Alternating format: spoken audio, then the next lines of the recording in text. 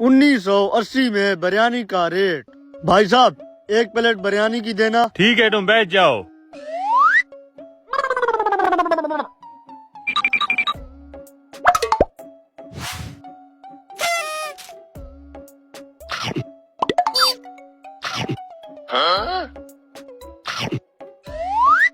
बड़े मजे की है।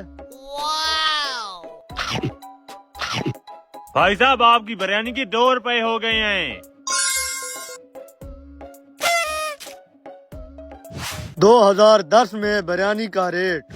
जल्दी से एक प्लेट बिरयानी की ले आओ।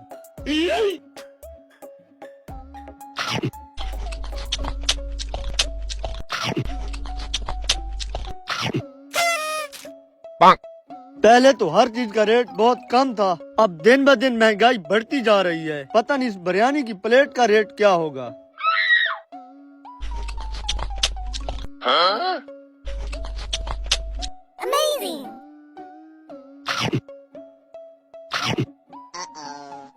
सर जी, आपकी एक प्लेट बिरयानी के 10 रुपए हो गए हैं। क्या 10 रुपए?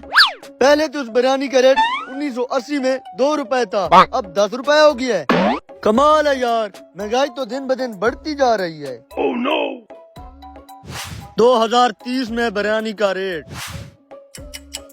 15 मिनट से बिरयानी का इंतजार कर रहा हूँ, अभी तक लेकर नहीं आया। अबे ओ, जल्दी लेकर आ बिरयानी। कहाँ रह गए थे यार।